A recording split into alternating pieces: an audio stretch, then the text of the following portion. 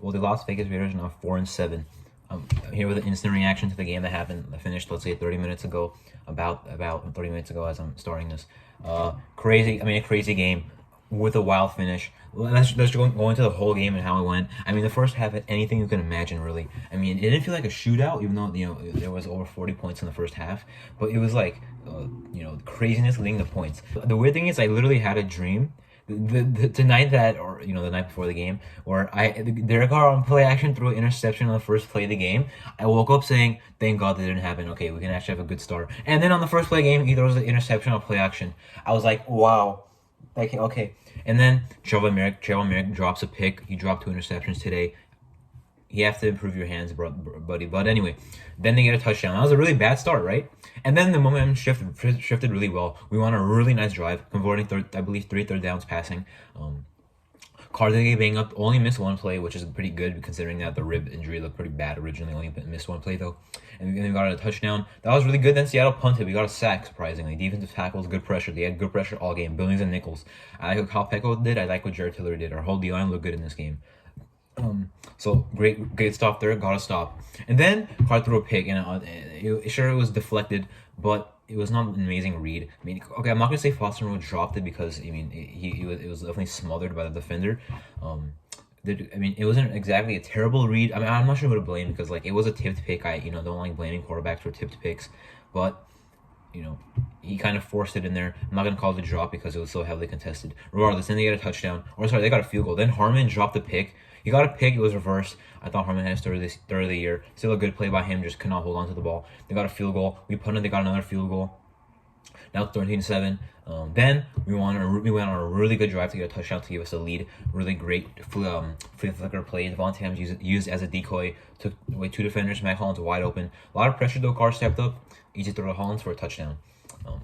That gave us the lead. Then I forgot how we got the ball back. Maybe they just punted or something. Then then Perriman got a pick on the play that it happened right before Geno Smith snapped the ball. I thought to myself, we should in this game get a turnover because of how close we've been getting. On an exact play, Denzel Perriman got an interception. Again, crazy coincidence. He almost dropped it, but luckily he held on to it. That's the first time a Raiders a defender that's not a DB got picked since I believe the 2020 season. I don't believe this year, definitely not, and I believe all of last year. Yeah, we haven't had a linebacker interception since 2020 week 2, or actually no, I believe maybe a different week in 2020 that linebacker got a pick. But regardless, Nikowski. But regardless, that was a long time ago. So Perriman got a pick, not known as a coverage guy, but got a pick for us. That was great. Then right away, 30 yards, Josh Jacobs touchdown, 1 play touchdown. Of course, Jacobs had a 1 play touchdown later in the game, which won us the game. We'll get into that. But great stuff on that run. Gave us a nice lead. Then it closed in before the end of the half. 16 seconds left, or I believe 14 seconds on 2nd and 6 from the Seattle maybe 12 or 10 yard line. I believe 12. I don't like the decision of kicking the field goal. There you have one shot to the end zone. The Carr scramble play, of course, it was not supposed to have. He was trying to pass the ball. Then he just took off, got 4 yards. That's fine. He had another play where he took off for the first down. I believe on 2nd and 5 on a different drive. But I'm saying, the scramble, it was supposed to be a pass, but we still got 4 yards and got out of bounds. I don't think that completely was going to destroy our drive, but then we decided to kick a field goal. I still think we had a shot to the end zone. Could have happened. I mean, maybe try a fade to Adams, maybe try to throw up the seam to Foster Moreau. But we kick our field goal. We go into the half with the lead. Started the second half, Seattle marched right down. And I believe we punted. And then Seattle, I'm sorry, I forgot what we did. Maybe we kicked the field goal to tie, but regardless. Then our defense adjusted, and I believe we punted, I'm not sure anyway. Then our defense adjusted, Seattle went 3 and out. We had nice pressure the whole game, but Geno Smith still did pretty well. Good. Even though he's up there in age, he's really good at escaping pressure in the pocket. Kind of reminds me of a Jacoby Brissett last year when we played the Dolphins. He can just evade the pressure, buy the time for the throw. That's what he did in this game. Our defense was locked down on Kenneth Walker. He did nothing. DK Metcalf was destroying us. That's why we needed Hobbs. I mean, Sam Webb did not look that good. Yustin did not look good either. He got beat by Lockett on a touchdown. Oh wait, I believe that was in the first half. Make it 21-20. Before we made it 24-20, so our defense did not play that. Our secondary did not play that well. Our defensive line, of course, did play well, and our rush defense did play well. Regardless, I don't know what drive I may have been talking about anymore. I know our defense got the stop. Then we got the ball back, tied the game up at 27. Then Seattle went on a really good drive, and got themselves a lead. And then we got ourselves back the lead. Maybe I'm missing some drives in there. but we got ourselves back to the lead with a clutch drive, third and goal. There's some controversy on first and goal, then a penalty on us on second and goal. I do like how we limited the penalties, but that second and goal false start was definitely big, especially when we also had a big run to. We were gonna have a big jet sweep to DJ Turner called back by a false start on Moreau. That was also not good. Regardless, third and goal got the touchdown. Very, very clutch throw by Carr in the red zone. Carr, first time since December 2020, getting 3 passing touchdowns in one game. It took up too long, but the red zone passing offense looked nice in this game, I can say. Amir Abdullah with a touchdown in the first drive of the game, of course. Regardless, really good clutch drive. I was immediately worried about them having 1:54 left in the fourth quarter, 2 timeouts, only get a field goal. Luckily, we got a stop. Metcalf, I thought that catch was going to be like a really catch, honestly. I was already ready to have the first and 10 at their own 42 for Seattle. Luckily, though, it was just called incomplete. And third and 10, we got a great sack by Max Crosby, who was dominant when the game mattered. I mean, he was dominant for most of the game, but unstoppable in that case. I mean, he bull rushed Abraham Lucas. Maybe it was this play or the overtime play where he bull rushed Abraham Lucas. I believe it was this play. Yeah, it was this play. Third and 10. Then they put on 4 in the 15. Keelan Cole almost was cut instantly, but thankfully recovered that ball. He muffed. I promise you, I get scared every time Keelan Cole's back there and calling for a fair catch, or not even when he's calling for the fair catch, when he's trying to catch the ball and either return it or call for a fair catch. I get scared every time for reasons like that. But to his credit, he did make a clutch catch in overtime on third down, so very good play by him. And on that one, regardless, our offense, first and 10 on our own 9. I know we have 40 seconds, I know we have 2 timeouts, but I like definitely running the ball. I don't know if I would have just ran the ball the second time, if you already know you're gonna they ran the ball on first and 10, then on second and 10 they feel second and 4 or 3. Yeah, they believe it was second and 3. If you knew that you were not gonna try and score on that drive, why would you run it again? We could have took it to overtime. There's only 40 seconds left on the clock. We didn't. Seattle was not gonna call timeout, so we didn't need to call a play. But we ran it again. That could have been a fumble or anything. But regardless, I definitely kind of agree with the decision to not kind of pass the ball all the way down there. Like, if Carr throws a pick, the game's almost over immediately because they're already in our territory.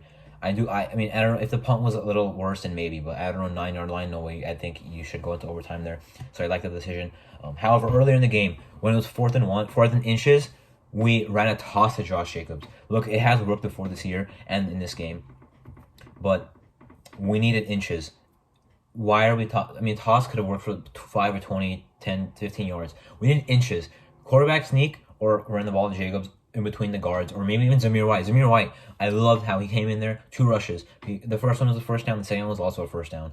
Great burst by Zamir White. I like seeing that. That actually effectively gave Jacobs a good break because, we didn't need to bring him back in after a bad run instantly. He actually got his break.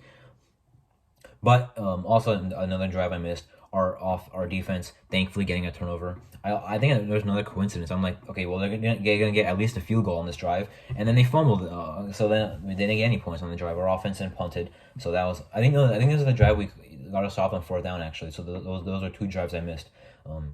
Talking about in the video. So that was a terrible idea to call a toss on 4th and inches. Regardless, now in overtime we punt. Now Keelan Cole with a clutch catch on 3rd down, as I mentioned. Now they're 56-yarder, 4th and 2 from Seattle territory. I don't know about going for it on 4th and 2 because the play before we lost the yard on our run.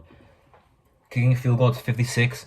Tough environment. I hate punting in that spot, but maybe it was the right choice. I would hate doing it, but maybe it would be the right choice anyway. AJ Cole could have pinned them, but we went for a field goal.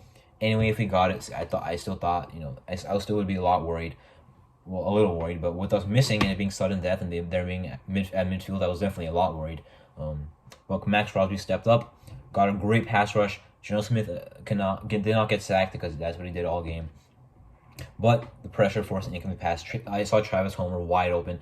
Jaylen Brown was following him. I was watching Jaylen Brown. I saw him come. I thought he was about to come on the blitz. Then I saw him kind of back off. I'm like, okay, he's gonna go man coverage on the running back. I see the running back running the bottom of the screen. Jaylen Brown's a little behind him. I thought that was a first down for 20 yards into field goal range. I thought we lost the game. Thankfully, though, Crosby with the pressure, clutch. Then we got the ball back, 86-yard touchdown in one play. Craziness. Jacobs with an amazing game. Crosby with an amazing game. Carr played pretty nice. His 2 interceptions were in the first quarter. He didn't throw any after that. Moreau made some nice catches. He didn't have a drop on 3rd and 4 in Seattle territory, which is absolutely a catchable ball. He did not even get hit. He was open. Adams played a nice game. The offensive line pass protection played a really nice game. Run blocking, same thing.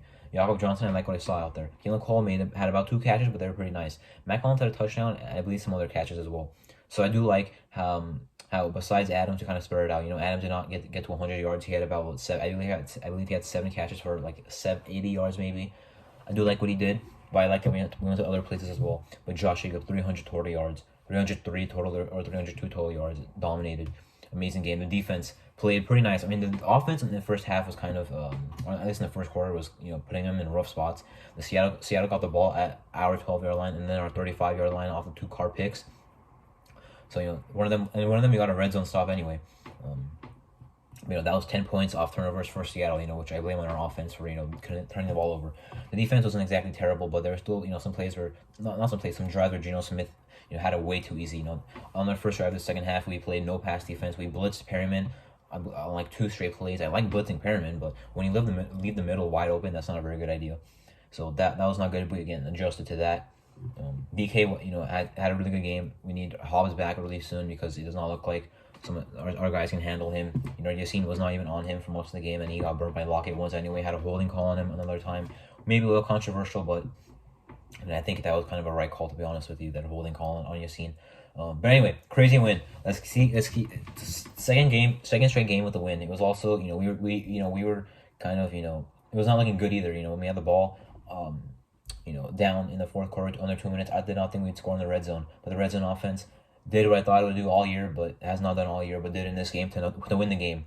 And then in overtime, after he missed a field goal, I also thought that was game over. But got the ball back. On the road, Seattle is a crazy place to play. I really respect their team and fan base and stadium. Then their whole environment over there. So crazy win, definitely a memorable one. 2 in a row, 2 close game wins in a row, both in overtime. We're 4-7. I'm not saying we're winning 6 more games in a row to make the playoffs. I'm saying let's keep seeing what happens. We have the Chargers next. They're better than us this year, but we owe them a revenge from week 1. We're at home. We're 2-2 at home, which is not that bad. Let's put it together and win that game. Our division record right now is at 500. It's at 2-2. If we're winning against the Chargers, it's 3-2. I'm not sure what their division record is right now, but I mean, we were behind them by 2 games. If we win, it's 1 game. We can still at least make a push for second place in the division, and maybe a push for the wild card. Regardless, just keep it going. Crazy game. Love to win it.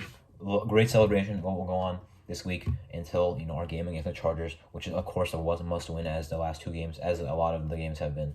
Anyway, that was my instant reaction and game recap of the Raiders Seahawks game. I'm Arthur. Thank you for watching.